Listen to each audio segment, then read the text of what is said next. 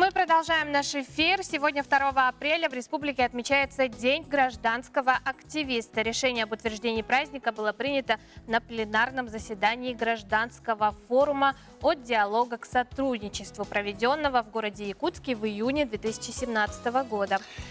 И об этом мы сегодня разговариваем с нашими гостями. У нас в гостях Руслан Михайлович Платонов, первый заместитель министра по делам молодежи и социальным коммуникациям Республики Саха-Якутия, и Елена Викторовна Захарова, победитель гранта президента Российской Федерации 2018 года. Доброе утро. Доброе утро, уважаемые гости. Руслан Михайлович, вы наверняка хотели бы поздравить.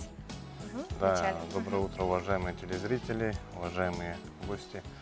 Хотелось бы поздравить всех жителей нашей республики с Днем гражданского активиста. Почему гражданского активиста? Потому что активность общества нынче очень сильно приветствуется и действительно помогает развитию многих сфер жизни. Ну, спасибо большое. Я думаю, что мы тоже относимся к активистам гражданского. Конечно, конечно. Ну, что будет проходить, в День гражданского активиста? Какие мероприятия в этот день? Сегодня в Высшей школе инновационного менеджмента при главе Республики Саха-Якутия пройдет семинар, лекции с участием эксперта с Москвы Ложкиной Анастасии Сергеевны. Очень сильный эксперт в области фандрайзинга. И Анастасия Сергеевна расскажет нашим общественным организациям, некоммерческим организациям, как привлекать средства с больших компаний, как вообще находить деньги для реализации своих проектов, ну и участие в грантах республики, в том числе и президентских грантах. Весь день будут проходить лекции, переговорные площадки по разным темам, соберутся все руководители наслегов, все руководители общественных организаций республики, и весь день они посвятят смелым порывам своих инициатив. Ну а когда объявят республиканский конкурс для некоммерческих организаций?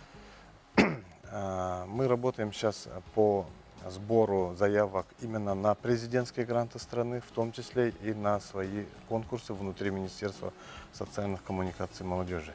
Наш конкурс объявится уже скоро, в первой декаде апреля, так как мы, старое министерство называлось Министерство гражданского общества, сейчас называется Министерство по делам молодежи и социальным коммуникациям. Внесены изменения в названии, поэтому сейчас мы уже вправе объявить конкурс. На поддержку некоммерческих организаций предусмотрено 16 миллионов рублей. И я приглашаю и призываю все общественные организации активно участвовать в нашем конкурсе. Ну, какая работа ведется по участию в некоммерческих организациях именно вот в грантах президента, от Якутска? Мы разделили наш план на 3 этапа. Первый этап – это, так как президентские гранты предусматривают 3 этапа, это с 1 февраля по 15 марта первый этап, и с 10 июня по 31 июля у нас второй этап, и третий этап 14 октября по 25 ноября. Мы в этом году планируем отправить туда 300 заявок, то есть это активность всех некоммерческих организаций. Мы будем поднимать и помогать. У нас, спасибо, что у нас есть ресурсные центры, 7 штук. Они нам будут помогать юристами, консультацией по заполнению, по отчетности. Так что всех призываю именно в этот день активно участвовать. Елена Викторовна, вот вы являетесь победителем гранта президента Российской Федерации 2018 года. При реализации этого проекта возникли какие-то проблемы, вопросы вообще? Как он реализуется на данный момент? Мне вообще очень нравится именно в проекте, в конкурсе, который делает Фонд президентских грантов, то, что он является открытым и доступным для всех желающих. Абсолютно любая общественная организация может принять участие. Более того, вся заявка формируется онлайн на специальном сайте, который имеет совершенно простое название президентскиегранты.рф. И у них очень много консультационных и методических материалов. В Ютубе они загружают постоянно вебинары, семинары, и можно самостоятельно открыть, посмотреть. Они продолжительностью от 15 минут до 2 часов. И там практически пошаговая полная инструкция о том, как можно сделать, сформировать, подать заявку со всеми тонкостями и особенностями. Меня также очень вдохновило то, что я слушала семинар президента фонда президентских грантов. Это Чукалин Илья Владимирович. И он сказал, что мы даем вам деньги на ваши добрые дела. То есть это для вас возможность заняться любимым делом, фактически вашим любимым хобби.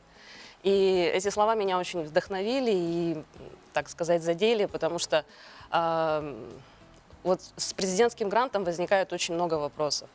У него такое название, которое у людей, ну, как-то ошеломляет, что Очень ли. серьезное Да. название. Какое-то, да, действительно так очень серьезно, действительно сложное. Много граф надо заполнять, большая ответственность, огромная отчетность. Вот, подключаются разные другие государственные органы, контролирующие, надзирающие. Но, с другой стороны, это все стоит вот тех добрых и благих намерений, которые в результате достигаются в ходе реализации проекта. Елена, ну расскажите о своем проекте. Наш проект направлен на проведение танцевальных соревнований и мастер-классов. Он такой на грани между спортом, образованием и культурой. Вот как раз для такого проекта было направление выявления и поддержка молодых талантов в сфере культуры. И поскольку вот слово «молодой», то мы охватываем молодежь, детей, подростков. Но вообще проект рассчитан для всех желающих абсолютно. То есть предполагается, что любой человек с улицы может зайти, принять участие в соревнованиях, в мастер-классах. Все открыто, доступно. Вот. И мы приглашали гостей с Москвы, из других городов России, из Красноярска, которые приезжали, проводили эти мастер-классы, судействовали на соревнованиях.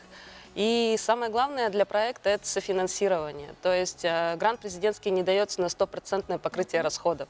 Самое главное, что организация должна своим участием и вкладом также.